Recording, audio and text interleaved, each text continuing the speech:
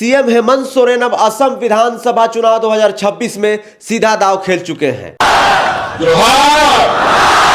असम, हम लोग यहाँ के आदिवासी, यहाँ का आदिवासियों का दर्जा आपको कैसे मिलेगा, इसका भी रास्ता अपने आप खुलेगा। 100 सुनार का तो 1 लोहार का, इसीलिए अब हम लोग अब उसी तर्क पर चलेंगे।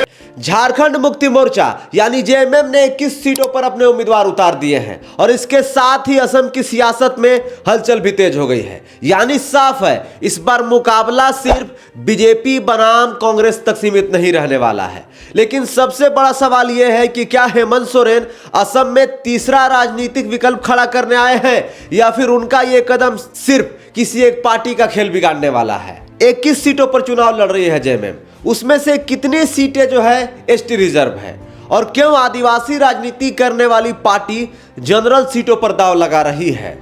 चलिए समझते हैं इस पूरे समीकरण को, इस पूरे मामला को। देखिए, असम में कुल 126 विधानसभा सीटें हैं। इनमें 78 सीटें सामान्य यानी जनरल कैटेगरी की है, 16 सीटें एसटी के लिए रिजर्व है, मतलब आदिवासी समुदाय के लोगों के लिए, और 8 सीटें शेड्यूल कास्ट के लिए आरक्षित है, मतलब अनुसूचित जाति के लिए। लेकिन जेएमएम की रणनीति इस पूरे गणित को उल्टा करती नजर आती है असम विधानसभा चुनाव में। देखिए, जेएमएम 21 सीटों पर असम में चुनाव लड़ रही है, लेकिन इनमें सिर्फ 1 सीट एसटी रिजर्व है, बोकाजन विधानसभा। बाकी की 20 सीटें पूरी तरह जनरल कैटेगरी की है। यहां सवाल और बड़ा हो जाता है कि आखिर ऐसा क्यों? एक आदिवासी राजनीति करने वाली पार्टी एसटी सीटों को छोड़कर जनरल सीटों पर क्यों दांव लगा रही है? तो इसका जवाब असम के टी ट्राइब्स यानी चाय बागान मजदूर समुदाय में छिपा है। देखिए, जो असम के टी ट्राइब्स और चाय बागान में काम करने वाले मजदूर हैं, वो मूल रूप से झारखंड, उड़ीसा और छत्तीसगढ़ के आदिवासी समाज से आते हैं। अंग्रेजों के दौर में इन्हें असम लाया गया, लेकिन आज तक इन्हें एसटी का दर्जा नहीं मिला। और यहाँ पर एक बड़ा संवैधानिक पहलू भी है। भारत में एसटी का दर्जा पूरे देश में एक जैसा नहीं होता, हर राज्य की अपनी अलग सूची होती है। यानी झारखंड में जो समुदाय आदिवासी है, जरूरी नहीं कि उसे असम में वही दर्जा मिले। तो यही वजह है कि टी ट्राइब्स के लोग सामाजिक रूप से आदिवासी होने के बावजूद असम में जनरल कैटेगरी में आते हैं और उन्हें एसटी आरक्षण का लाभ नहीं मिलता। अब आपके मन में सवाल आ रहा होगा, अब आप सोच रहे होंगे कि आखिर कि जो टी ट्राइब्स के लोग झारखंड के हैं, वो आदिवासी हैं, उनका संस्कृति, उनका कल्चर, उनका रहन सहन आदिवासियों वाला है, वो मूल रूप से आदिवासी हैं, फिर भी उनको असम में एसटी सूची में क्यों नहीं शामिल किया गया? दरअसल असम में पहले से मौजूद मूल जनजातियों जैसे बेड़ो, कार्बी, मिसिंग समुदायों का तर्क है कि अगर टी ट्राइब्स को एसटी का दर्जा दे दिया गया तो उनके आरक्षण और संसाधनों पर दबाव बढ़ेगा। ठीक ऐसा ही हमारे झारखंड में भी देखने को मिलता है।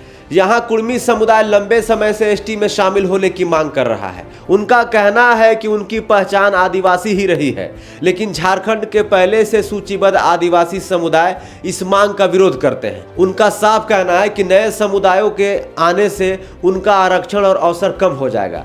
यानी असम हो या झारखंड, मामला सिर्फ पहचान का नहीं बल्कि हिस्सेदारी और संसाधनों का भी है। और यही वजह है कि टी ट्राइब्स को एसटी दर्जा देने का मुद्दा आज भी अटका हुआ है। अब हेमंत सोरेन इसी मुद्दे को असम विधानसभा चुनाव में हथियार बनाते नजर आ रहे हैं।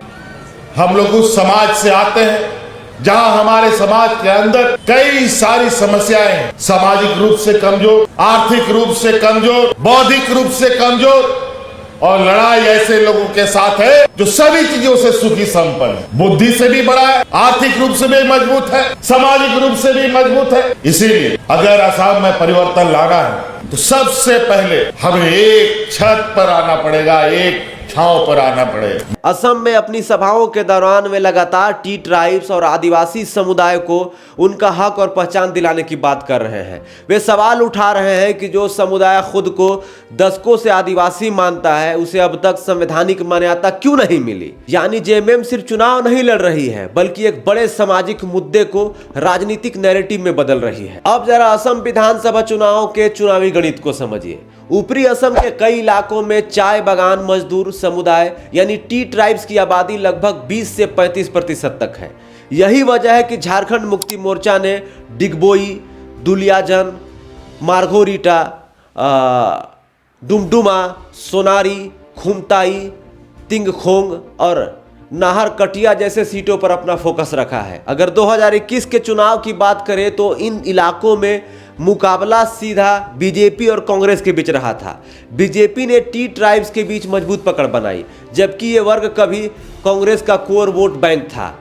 लेकिन इस बार खेल बदलता दिख रहा है, क्योंकि जेएमएम की एंट्री से मुकाबला अब द्विकोणीय नहीं त्रिकोणीय हो गया है। अलग अलग खबरों के मुताबिक जेएमएम इन सीटों पर 8 से 12% तक वोट हासिल कर सकती है, जबकि कुछ इलाकों में यह आंकड़ा 15% से ऊपर भी जा सकता है। अब बड़ा सवाल, फायदा किसे होगा और नुकसान किसे होगा? राजनीतिक जानकार मानते हैं कि इसका सबसे बड़ा नुकसान कांग्रेस को हो सकता है, क्योंकि दोनों का वोट बैंक काफी हद तक एक जैसा है।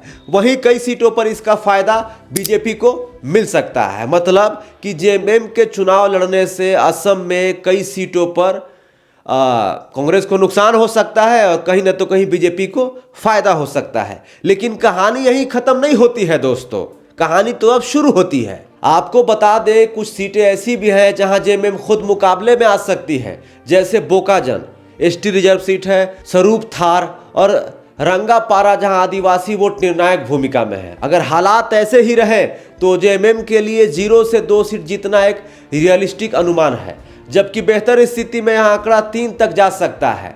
मतलब अगर हेमंत सोरेन, कल्पना सोरेन, तमाम जेएमएम के स्टार प्रचारक मेहनत करते हैं, ग्राउंड जीरो पर काम करते हैं, तो जेएमएम असम विधानसभा चुनाव में अपना खाता खोल सकती है। तो जेएमएम इस चुनाव में सरकार बनाने नहीं बल्कि असम में अपनी राजनीतिक जमीन तैयार करने उतरी है। लेकिन अगर टी ट्राइब्स और आदिवासी वोट का थोड़ा भी ध्रुवीकरण जेएमएम के पक्ष में हुआ तो यह पार्टी सिर्फ वोट काटने वाली नहीं, बल्कि आने वाले समय में असम की राजनीति का एक बड़ा अस्थायी खिलाड़ी बन सकती है। इस पूरे मामले पर आपका क्या कहना है? अपनी राय हमें कमेंट बॉक्स में जरूर बताइए। और आप हमें बताइए कि जेएमएम 21 सीटों पर असम विधानसभा चुनाव में अपनी हाथ आजमा रही है, कितनी सीटें जीत सकती है। जोहार, नमस्कार।